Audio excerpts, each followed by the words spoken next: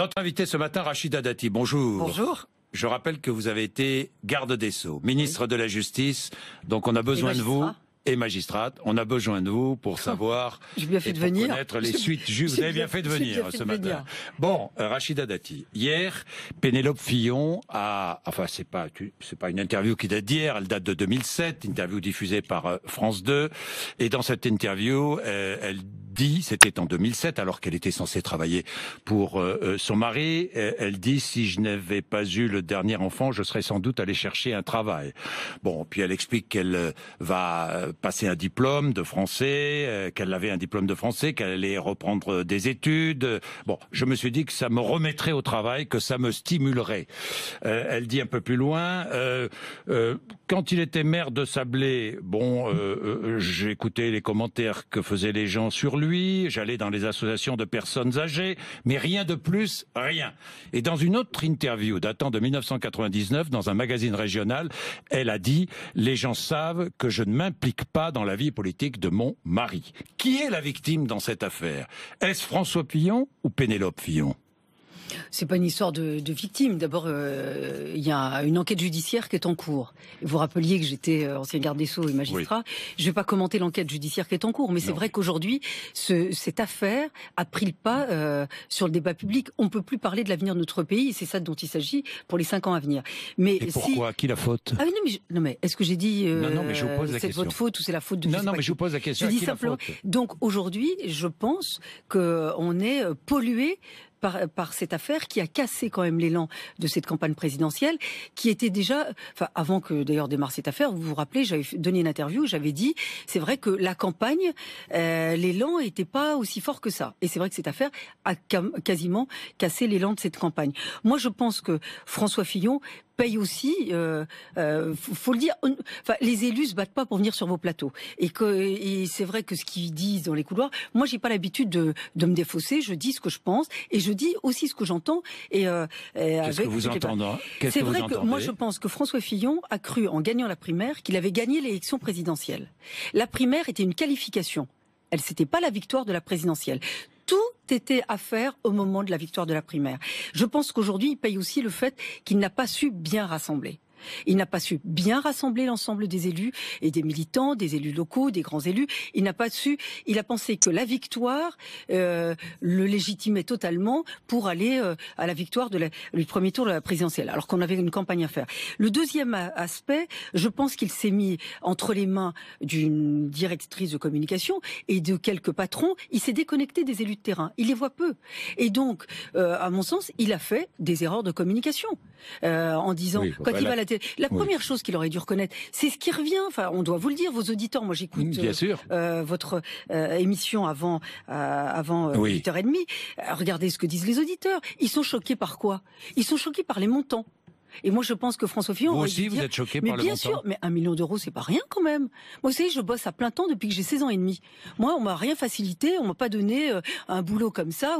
Je bosse vraiment. Donc, je sais ce que c'est de gagner sa vie. Et puis moi j'ai une famille nombreuse, je sais ce que c'est d'avoir des charges de famille. Et donc mettez-vous à la place des Français, ils se disent mais attends, 1 million d'euros c'est énorme. On n'est même pas sur la réalité ou pas du travail, c'est énorme. Donc il aurait dû dire oui, si effectivement il avait écouté les élus plutôt que d'écouter les communicants, il aurait dû dire je peux comprendre que ces sommes sont choquantes. Le deuxième aspect, vous savez il y a 2 jours, je fais assez régulièrement, moi j'appelle pour essayer de trouver des stages aux uns. Vous savez, il y a toujours des gens qui vous demandent. Là il y a un jeune garçon qui m'a demandé un stage en botanique non rémunéré. Il est dans un lycée agricole. S'il n'a pas le stage, il valide pas son année. Il a pas mettez-vous à la place des parents. Ils se disent mais bon, donc les élus ont des privilèges et des facilités. Donc ça choque les Français. Donc François Fillon, encore une fois, il y a une enquête en cours. Il aurait dû dire je comprends que ça choque. Maintenant, je vais reprendre la campagne, on va reprendre la main et on est tous soudés, ensemble, avec lui, pour refaire la campagne. Donc moi, ce que je lui conseille, c'est effectivement de revoir tous les élus de terrain, de revoir tous les militants, de dégager... Mais c'est pas trop tard, non, c'est pas trop tard. Alors attendez, non. Et de dégager, de dégager les communicants, parce que sa directrice de communication, elle s'est occupée d'Areva, vous parliez d'EDF là juste avant, dont on va payer chèrement les conséquences. Areva, on paye déjà les conséquences du désastre industriel d'Areva. Elle s'occupait d'Areva et de Ben Ali. Vous avez vu comment ils ont fini. Donc s'ils peuvent s'enlever de cette communication, ça serait pas mal. Oui, d'accord, mais enfin, Gérard Larcher s'apprêterait à lancer un appel lui demandant de se retirer. Vous confirmez ou pas? Ah ça non, moi j'en ai. Vous ne savez pas. Ah moi j'ai pas d'informations là-dessus. Que les élus. Alors, je dis pas que les élus mais soient je pas. lis par exemple Renaud Muselier, qui est député européen comme vous. Pour quelqu'un qui combat le système, il se retrouve dans la position de quelqu'un qui en a abusé. Tout ça est condamnable sur le plan moral. Mais non, mais ce que je viens de vous dire, ça donne le sentiment que les élus ont des privilèges. Bon, alors, donc, a-t-il encore la capacité de défendre son projet? Je vous pose la question. Moi, je vous dis oui, s'il reprend attache avec les élus et les militants. Oui. Voilà, ça c'est important. C'est pas trop tard? Mais non, mais s'ils fréquentent Henri Decasse et René Ricol, c'est sûr que pour eux, 1 million d'euros, c'est rien. Et puis embaucher les copains, c'est rien. Bah si, c'est grave. Voilà. Est-ce que vous pensez qu'il sera candidat quoi qu'il arrive? En tous les cas, on est aujourd'hui, il y a une procédure judiciaire en cours qu'il n'a pas condamné ou qu'il n'a pas mis en examen. Donc aujourd'hui, c'est notre candidat. Est-il vrai qu'il y a une réunion du bureau politique en début de semaine prochaine qui pourrait bousculer les choses? J'ai pas vu, peut-être qu'on a... Parce qu'on a des réunions de bureau politique assez régulièrement. Hein, donc, bon. Je sais pas vous le soutenez toujours? Moi, je suis légitimiste. Alors moi je râle, je dis ce que je pense. Rappelez-vous pour la 2e circonscription, voilà encore une mauvaise décision. Enfin moi je vois pas beaucoup. Vous savez Madame Kosciusko-Morizet qui a eu un cadeau en or après les copains en or. Je la vois pas beaucoup pour le défendre. Oui. Voilà. Si François Fillon donne sa circonscription à NKM, ce sera la guerre et faites gaffe, j'ai des munitions. Mais non mais ça j'ai vu ça. Non, mais ça... Vous n'avez pas dit ça? Non. Non, à aucun moment. En revanche, vous avez dit, il ne s'adresse pas à tous les Français. Il est urgent que François Fillon corrige le cap de sa campagne, sinon on va droit dans le mur. Bien sûr, c'est ce que vous dites. Bien sûr, parce que j'avais dit, il ne s'adresse pas aux classes populaires. Vous imaginez le mal, les dégâts que ça fait au sein des classes populaires, qui sont notre électorat? Voilà. Donc ça, oui. Mais est-ce qu'il y a un plan B? Parce que la chance de François Fillon, c'est qu'il n'y a pas de plan B, non? Il y a un plan A. Et le plan A, c'est François Fillon. C'est notre seul candidat. N'en voyez pas d'autres? Non, on va pas. Alain Juppé? Non, mais sinon, je vais vous dire, il fait pas l'unanimité. Lui-même a dit. Vous le soutiendriez? Mais d'abord lui-même a dit qu'il ne serait pas un recours.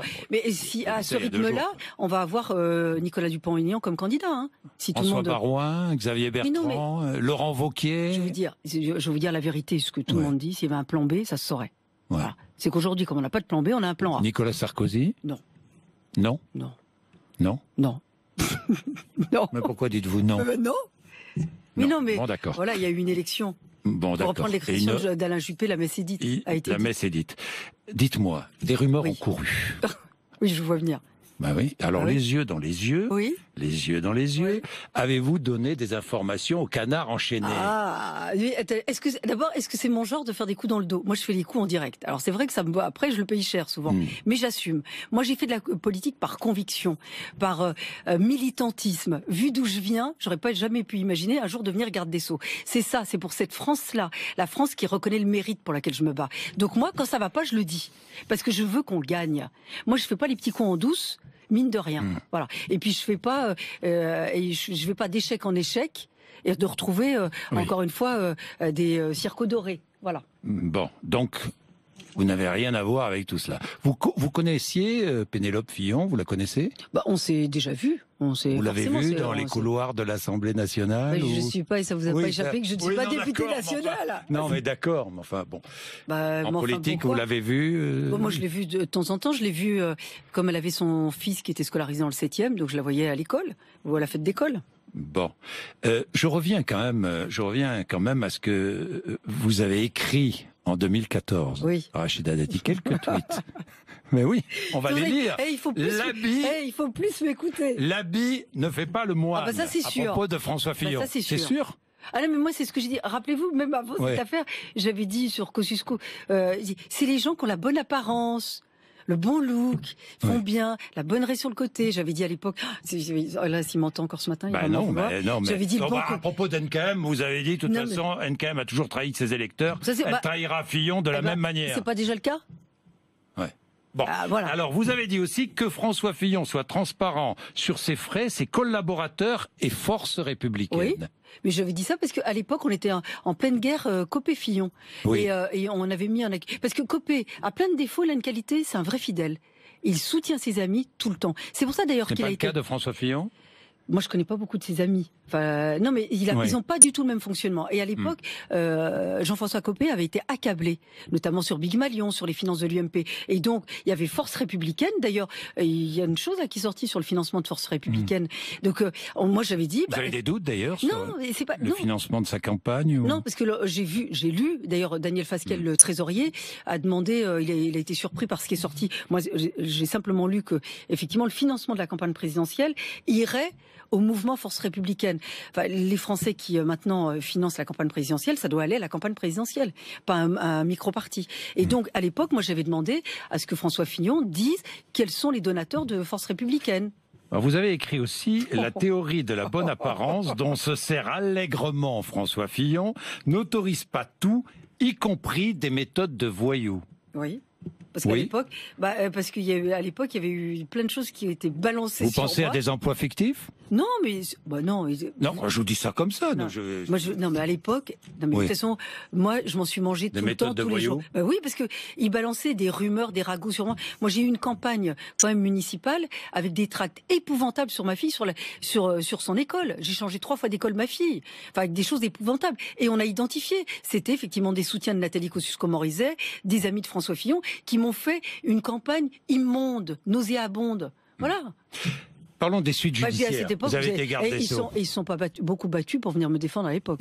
Rachida Dati, les suites judiciaires. Patientez 15 jours, nous a dit François Fillon. Le parquet financier travaille. Enquête, après enquête et audition, décision. 3 solutions, un classement sans suite. Est-ce que vous y croyez ? Ça, c'est la décision du parquet. Vous y croyez ? Non, moi, honnêtement, je vais vous dire pourquoi.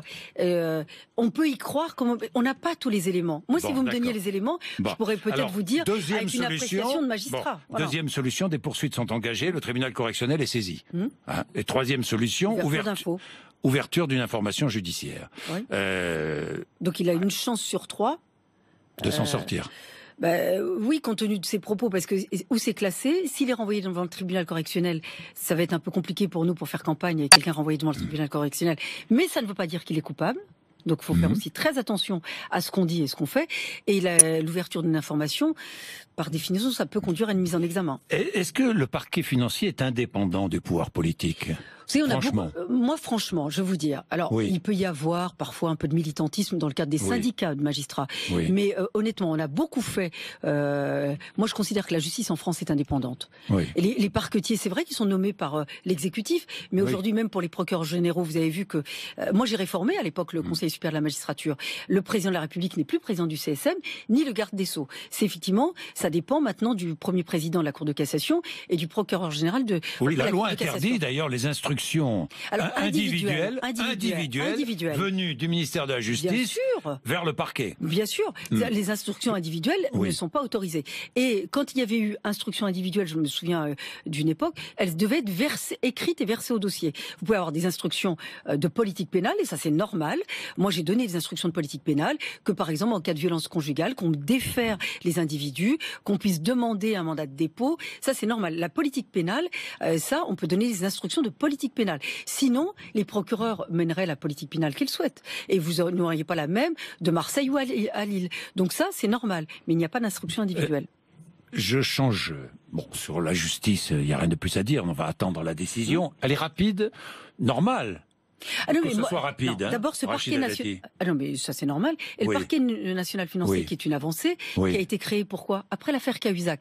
Pourquoi ? Parce que il y avait trop d'affaires politico-financières, et quand vous laissiez dans un parquet classique de droit commun, c'est vrai que ça vous pouvait prendre plus de temps. Là, normalement, il y a plus de moyens dédiés à ce type de délinquance, et donc ça permet de purger avant d'envoyer un candidat à l'élection présidentielle qui quand même aura entre les mains le destin de la France et des Français pendant 5 ans. Donc c'est pour ça que ce parquet national financier, qu'il aille très vite, c'est plutôt une bonne chose. Rachida Dati, j'en reviens au financement des campagnes présidentielles et de celle-là. Est-ce que François Fillon et Emmanuel Macron doivent rendre publics les noms de ceux qui financent leur campagne, les principaux donateurs, franchement ? Moi, sur cette position, on pourrait qu'on puisse s'interroger, par exemple, sur les clients d'une société de conseil ou quand vous avez une activité privée, quand vous allez sur une élection présidentielle. Moi, ça me choque pas parce que faut éviter.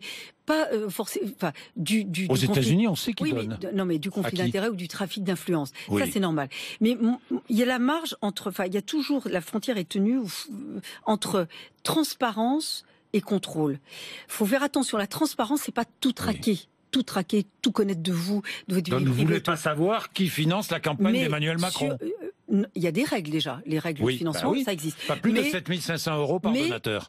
C'est vrai que par exemple aux États-Unis, quand quelqu'un donne à un chef d'entreprise ou donne à un candidat à l'élection présidentielle, il n'est pas après, genre si c'est l'autre camp qui a gagné, blacklisté. Vous voyez ce que je veux dire? Donc je pense que si notre culture, nos mentalités pouvaient changer, après tout, on devrait dire qui finance notre campagne. Vous avez des doutes sur la société de conseil de François Fillon? Non, mais moi j'ai vu... Des interrogations? Non, mais j'enlève le mot doute. Interrogation? Qu'est-ce que vous voulez savoir? Non, mais pour qui il a pu travailler, par exemple, on nous a dit René Ricol, qui travaille pour des entreprises du CAC 40. Voilà, c'est pour éviter que notre candidat à l'élection présidentielle, celui qui va diriger la France, soit tenu. Alors que doit-il faire? Donner les noms de ses clients? Non, mais moi, ce n'est pas ce que j'ai demandé. Là, quelque chose est sorti concernant René Ricol, que je connais d'ailleurs. Donc, puisque c'est sorti, puisqu'on a un doute, il peut s'en expliquer. Où il est le doute? Quel est votre doute? Le doute, c'était de dire, quel était l'objet de ces contrats? Entre la société de René Ricol et celle et François Fillon. Mais je veux dire, ce qui a le plus choqué les Français, c'est les montants plutôt des contrats d'assistants parlementaires, ou qu'on puisse faciliter l'embauche de sa famille. C'est ça qui choque, parce que les Français souffrent de ça. Ils veulent un meilleur avenir pour leurs enfants, ils veulent aider leurs enfants, ils veulent parfois quand vous avez une femme qui veut reprendre une activité, c'est toujours compliqué. Donc forcément, les Français se projettent dans ce qui se passe. C'est pour ça que François doit absolument se reconnecter avec les militants, se reconnecter avec les élus, qu'il arrête avec son directeur de campagne, avec sa directrice de communication et ses patrons qui sont déconnectés des réalités de la vie. Je dis même pas de la vie. Voilà. Enfin, on ne va pas élire un président de la République qui est déconnecté des réalités de la vie. Pardon, non, mais c'est un élu qui revient c'est un élu et un élu de terrain qui reviennent à... C'est un élu d'un quartier privilégié de Paris aujourd'hui. Non, il était de la Sarthe, Oui, mais maintenant... D'accord, mais il est venu... Vous connaissez bien. Oui, il est venu pour la cause, du temps de se mettre sur le tremplin de la présidentielle. Mais c'est un élu de terrain qui revient à ses premières amours, qui sont... Qui retourne à la Sarthe, quoi. Non, ses premières amours, le militantisme, le terrain, la politique, et nous.